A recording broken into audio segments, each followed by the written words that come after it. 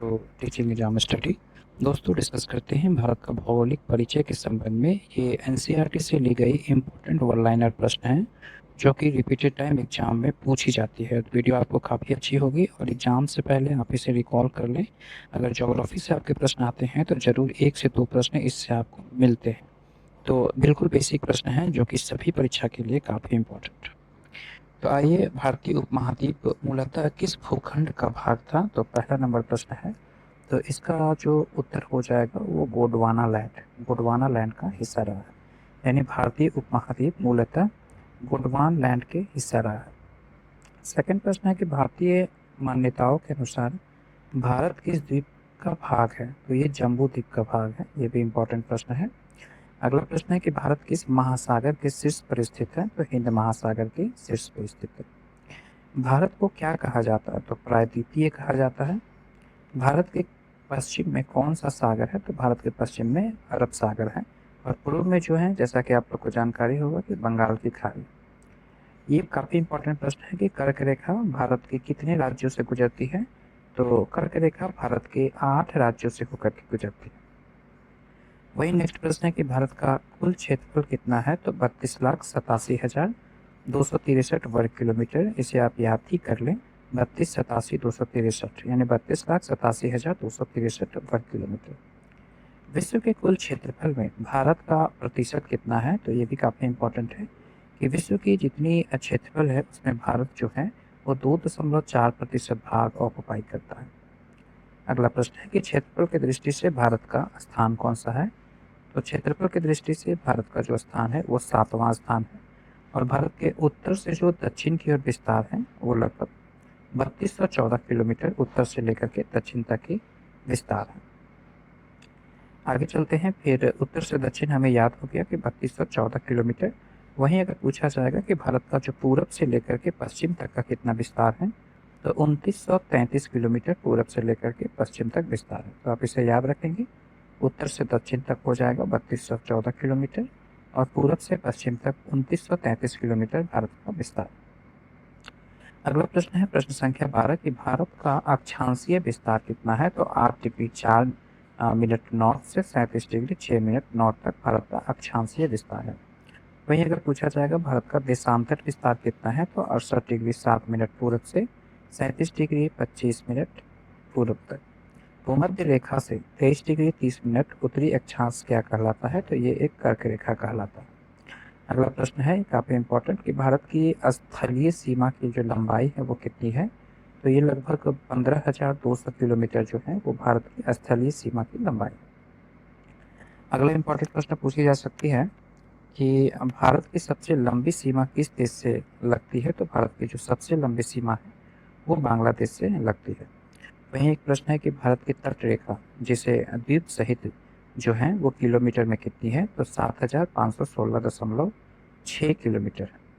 वहीं सबसे लंबी तट रेखा वाला राज्य कौन सा है? तो सबसे लंबी तट रेखा वाला राज्य जो है वो गुजरात है।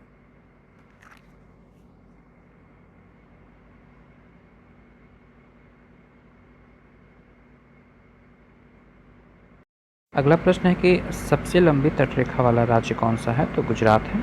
उसके बाद से भारत का कितने राज्य जो हैं वो समुद्र तट पर स्थित है? तो भारत के जो 9 राज्य हैं वो समुद्र तट पर स्थित हैं। अगला है प्रश्न संख्या 20 कि प्रादेशिक जल सीमा कितनी है? तो 12 नॉटिकल मील जो हैं वो प्रादेशिक जल सीमा है। किस राज्य की सीमा सबसे अधिक राज्यों को छूती है? तो उत्तर प्रदेश की जो राज्य हैं, उत्तर प्रदेश की जो सीमा है वो सबसे अधिक राज्यों को, यानी भारत के सबसे अधिक राज्यों को जो है वो छूती है।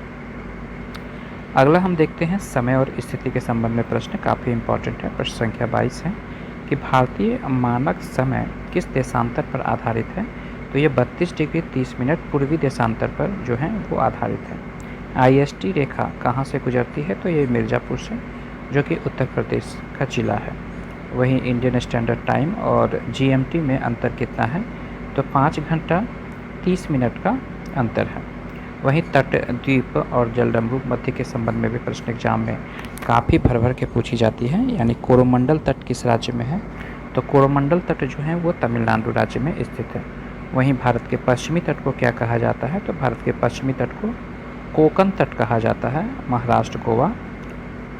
भारत का सबसे उत्तरी बिंदु कौन सा है? तो उत्तरी बिंदु भारत का इंदिरा कॉल है। वहीं भूमध्य रेखा का सबसे निकट भारतीय स्थान क्या है? तो ये एक इंदिरा पॉइंट है। भारत का प्रवाल द्वीप समूह है लक्षद्वीप, और वहीं अरब सागर में स्थित द्वीप समूह है लक्षद्वीप समूह है अरब सागर में।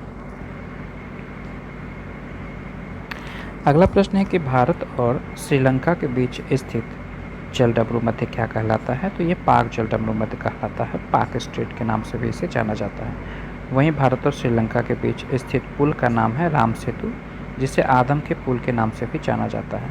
डंकन पास किस द्वीपों के बीच है? तो ये दक्षिण अंडमान और लिटिल अंडमान के बीच दक्षिण पास स्थित है।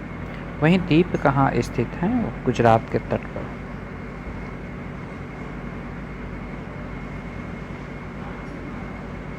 अगला प्रश्न है द्वीप व भौतिक विशेषताएं। भारत की सक्रिय ज्वालामुखी क्या है? तो भारत की सक्रिय ज्वालामुखी का जो नाम है वो बैरन द्वीप है। वहीं शिव समुद्रम किस नदी से बना हुआ है? तो ये कावेरी नदी पे बना हुआ है। न्यू मूर द्वीप कहाँ स्थित है? तो न्यू मूर द्वीप जो है वो बंगाल की खाड़ी में स्थित है। अगला प्रश्न है कि सियाचिन ग्लेशियर कहाँ है? तो सियाचिन ग्लेशियर जो है वो लद्दाख में है। अंडमान और निकोबार को क्या कहते हैं? तो ये खाड़ी द्वीप समूह के नाम से जाना जाता है।